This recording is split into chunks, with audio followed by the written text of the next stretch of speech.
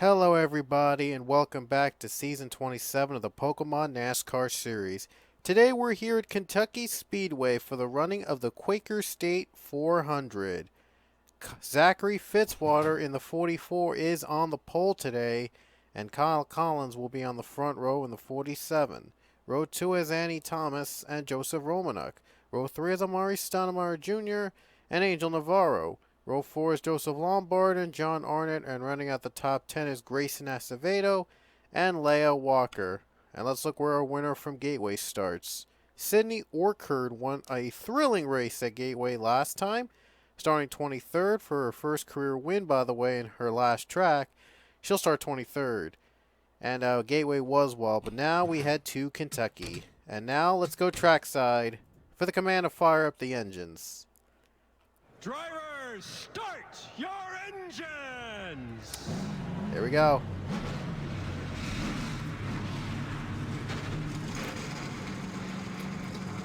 And the cars roll off. 20. Oh boy. I thought for a second John Arnott was slow. Never mind. They're separated for whatever reason. I'm not sure why, but must be something. But anyway, 26 laps, and this is the most up-to-date version of Kentucky.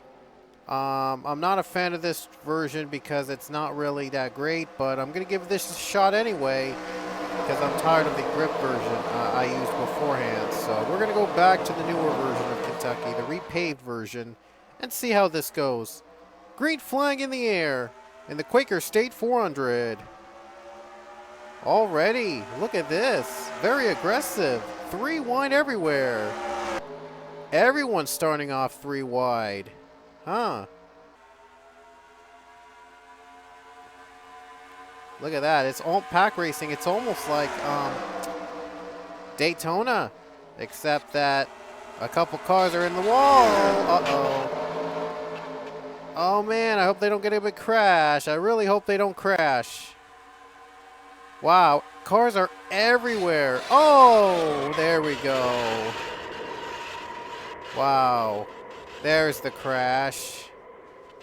One car's even stuck. Wow. Navarro is stuck in the wall. Wow. Navarro is stuck in the wall. That is not good. Here's Navarro, and this is how he flips upside down. He went on his side, and now he goes up, and this is where he gets stuck in the wall. Wow, this is definitely the wreck of the year. If you thought Josh Crash had the wreck of the year back at Charlotte, this one takes the cake because he gets stuck on the fence right there. At least there was a positive to this race. Look at that. He is stuck there real good. That is just one of the strangest wrecks I've ever had. Darn. A lot of cars taken out already. I wonder how many cars are left on track. I didn't expect this to be a wreck fest at all.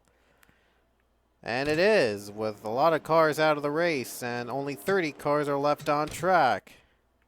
Yes, 30 cars are left on the track. And the leader is Zach Fitzwater. He's the pole setter. And we're going to go back to the green flag at Kentucky. I thought for a second that was going to take out half the field, but, well, at least it could have been worse. Fitzwater now leads, in second place is Kermika Jazin. Don't really like this track because you saw how the high line was powerful in turns 3 and 4. And the fact that everybody is just trying to, like, gain ground. Look at this. This is what I don't like about this track. Anywhere, if there's anything to fix it, let me know, because I really want to fix this problem. Cars are too fast in turns 3 and 4 for whatever reason, so I want to fix that. Now Stoudemire Jr. goes up in the wall. Oh, contact and a spin. 19 goes around. That's Dylan Thoreau. Thoreau spins. Yikes. They get too close to the wall, they're going to hit it, so The only way that the leaders could catch up to the 44 is if they get lucky. If they don't make their passes really too early and they stay on that high line, that's the only way that they could survive.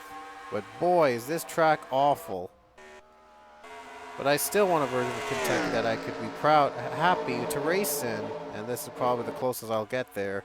Otherwise, I'll probably go to the other track next year. My goodness, what's with these cars going on the apron at this track? Wow. It's not like that they're getting the best line there or anything. But still, it's weird seeing cars going way down in the grass. Here comes that high line again. Look at that. Drivers in the high line always have the advantage. The only way to go is to go high in turns 3 and 4. John Arnott, though, was trying to get on the apron. Probably not going to be the funnest race ever, but at least we got this out of the way. Wow. Didn't expect this to become a disaster right off the bat. Looks like Romanek's going to have to hug that high line in turns 3 and 4. If he has any shot against the 44. There's still a chance, though, that these guys could make an impact if they stay on the line and wait patiently. Sydney Orchard gets by and gets a top 10, so Orchard trying to follow up her victory back at Gateway with another top 10 finish. I'm sure Jasmine's going to win this battle. Ooh, look at Jasmine going that high line. Jared Lewis trying to force her up in the wall. No way he could do that, but able to get through, so there is a possibility that drivers could pull away. There is the real possibility of passing down turns 3 and 4 as long as they're patient enough. Romanek's closing in, but the question is, will he make a move stick? Better not stay on that high line too long. I mean, I better not stay on that low line too long, turns 3 and 4, but wow. We could have a race here. If they have a challenge, we could have a race. And pit stops could also factor in who wins this race. Again, if you have any idea how to make the racing more realistic at this track, let me know in the comments below. Oh, here we go. Lap traffic. Thoreau spun out earlier. Gets held up a little bit by the 44. The 23 just loses it. I think it was trying to pass on the high line, trying to use the advantage, but it doesn't work that way. And he's going to lose a little momentum now.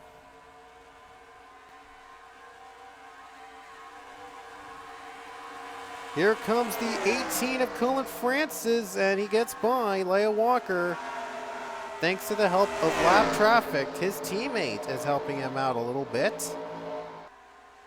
Wow, when you go up high line from turns 3, and then the low line becomes more profitable in turns 1 and 2.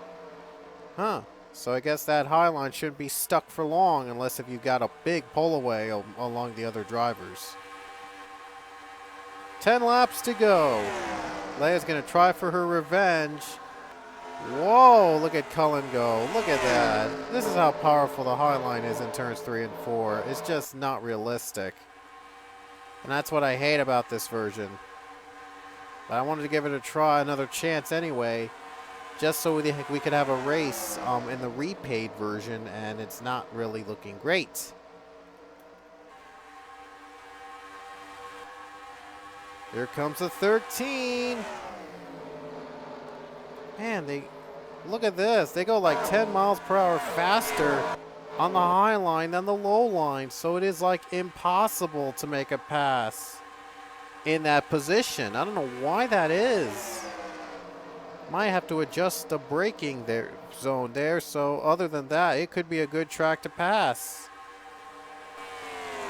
My goodness. I never noticed that. They'll be pitting. Here we go. Pit stops underway. Fitzwater on pit road, among others. And staying out is Joseph Romanek. He has led a lap now. At least he's led a lap on pit road. So at least he did lead one lap. After all, trying to get through the 44, but still trying to hang on. He'll have to pit later, so that lead won't last. He's coming down right now. At least they know how to get on the pit road. Jared Lewis staying out. But he is on the lead lap. Cool. Lewis stays out, trying to keep that race lead. John Arnott and Ryan Casey in the top 3, going to stay out for long. Surprisingly, the only caution today has been the big crash in the first lap. How unusual was that? I thought for a second this was going to be a full-blown wreck fest, but apparently it was not. 6 to go at Kentucky. And Jared Lewis did not pit on that last lap, so I wonder how long his fuel will last until he has to come down. Battle for second. I'm pretty sure I know who's going to win this one. John Arnott will, easily. Whatever reason, turn 4, the drivers go 10 miles per hour slow on the low line, then on the high line. That's the big problem with this track, and I'm not sure how to fix it. So, again, let me know in the comments. I know I've said it a lot, but let me know in the comments if you have a way to fix it. Because it's bad. 5 laps to go. And now Jared Lewis pits. He lasted like 4 laps longer than everybody else. So, he should be good to go again until the end. The others are going to pit as well alongside. So we'll see if Jared Lewis will retain his lead. There he is on pit road. He's going to come out. Lewis going to come off pit road, and the 17 was ruled second. That was Acevedo who was second. And Lewis will be out first. Oh, look at John Arnott. He was trying to get out first, but he got out second instead. Question is, though, will he keep the lead?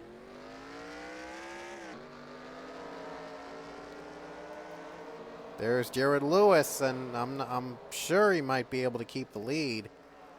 Arnott had that last lap, by the way. And Lewis is out of pit road. Nice job by the 22. We'll see if he's the leader again. 3 laps to go here at Kentucky. If someone hits the stripe. And lucky him, it is Jared Lewis. What a strategy for the 22. Pitted later, and then he's now has the advantage. Great job. So pit strategy is the one that decides this factor. Fitzwater is 15th. Wow, 15th for Zach Fitzwater. What a tough break. And caution's out, race is over. How about that? Race ends under yellow. 2 to go. Jared Lewis might have won this race. Oh, wow. There was a weird pileup. My goodness. What happened? Oh, wow. William Brock just he just blows up. Yeah, he blew up. And then, for some reason, he decided to get into Kermika Jazin and take her out. He didn't even get onto pit road after he blew up. And then chaos continued when he went into Pichu. How weird is that? I mean, Brock didn't go into pit road. I don't know if he tried to do so, but he didn't. And he got screwed. Wow. Wow. Not a way we wanted to finish this race, but we'll take it. Well, now everybody's just getting piled up for whatever reason. But it won't matter anyway. Wow, a lot of drivers are out of the race because of fuel issues. Oh, wow, that was close. Thought he was going to get he was going to get right into 38. Wow, everybody retiring left and right. This track is just weird.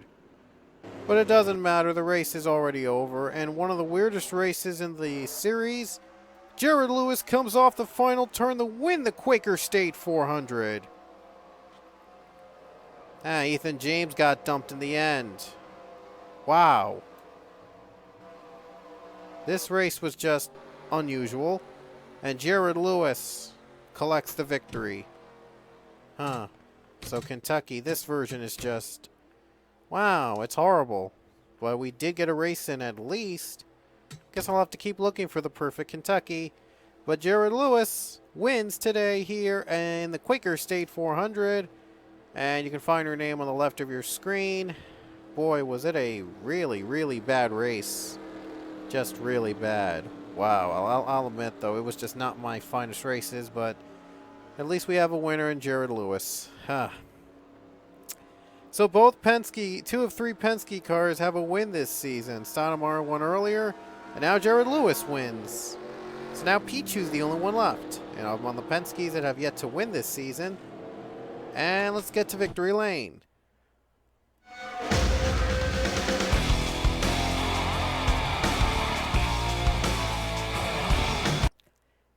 Wasn't going to be too long there, but, well, you get the point. Lewis wins. Let's show you the standings. 16 races are in the books. And Lewis is your winner. Of course, confirmed. Let's see the points. Kermika Jazin leads 16 points ahead of Ryan Acosta. 23 of Cody Smart. And here's the rest of the field on the left of your screen. And you can pause the video to find your name on the points list to see where you stand. And a lot of big names with 2 wins. Like I said, Brock and Stoudemire, despite 2 wins, are not really high up in the top in points. Not even in the top 10. Wow, how weird is that? But anyway, that's it here from Kentucky. Our next race will be at Indianapolis, and we will see you at the Brickyard.